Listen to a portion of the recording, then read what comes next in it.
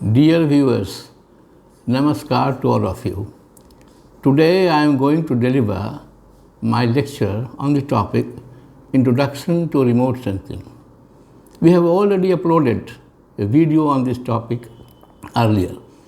It was delivered bilingually, that is in English and Hindi, both mixed. Today I am delivering my lecture in English for the students and viewers who are of English medium. Let me start with what is remote sensing. It simply means sensing of objects from a distance without making any direct physical contact. Initially, remote sensing was being done with the help of photographs or photogrammetry, that is the science of taking accurate measurements with the help of photographs.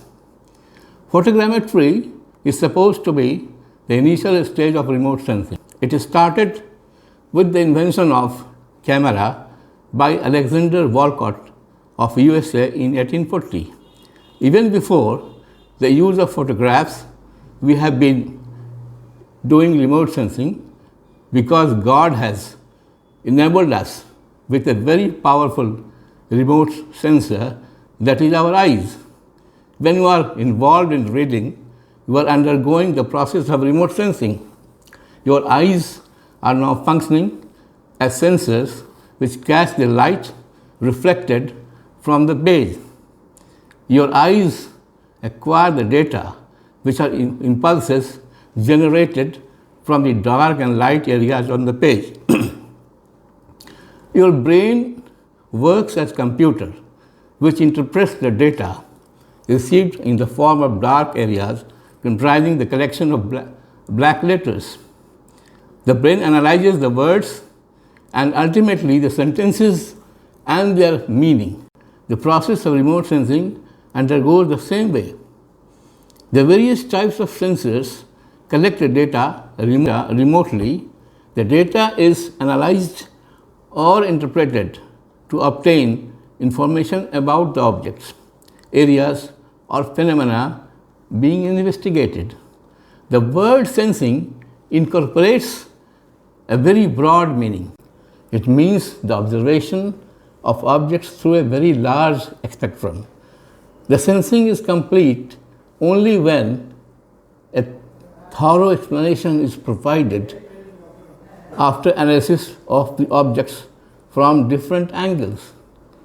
Till 1960, remote sensing was being done only through self-observation and the photographs using the visual lights. Observation of celestial bodies like stars and planets was limited to the use of telescopes. But today, sophisticated equipments and cameras based on the latest technology are available.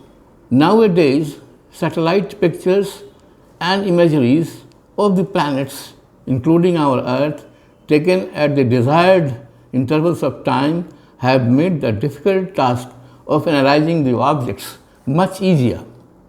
Information gathered on the basis of satellite photographs are also reliable and correct with a minimum possibility of any error.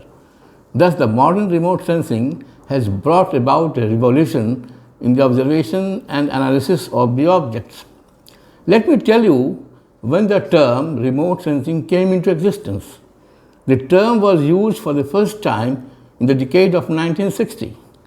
This term was promoted in a series of symposia organized by the Office of Naval Research at the University of Michigan, USA. Throughout 1960s and early 1970s, the use of remote sensing became essential because of the important developments which took place a few years prior to 1960. The World War II witnessed important developments in aerial photography. The space was also just getting underway. In 1957, former USSR launched Sputnik, and in 1958, USA launched Explorer 1 satellites. These satellites were attached with scanners in place of simple cameras. These scanners were able to view into regions of electromagnetic spectrum beyond the visible and near infrared regions. Thus, it was felt urgently to replace the root word photography, which means to write with light, by the term remote sensing, which takes into account the whole spectrum of the electromagnetic radiation. Let me tell you in brief how the process of remote sensing functions. The remotely collected data may be of many forms. Here we are concerned with electromagnetic energy. Our eyes obtain data on variations in electromagnetic energy distributions. The electromagnetic radiation, when falls on the Earth's surface, some of its part is reflected, while some of it is absorbed by the Earth's surface.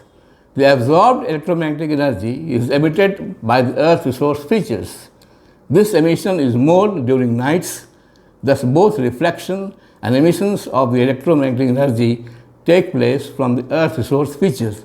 The various types of sensors attached to airborne spacecraft platforms acquire the data from reflected or emitted electromagnetic energy. These data are sent back to the ground stations for analysis to provide information about the resources. Thank you.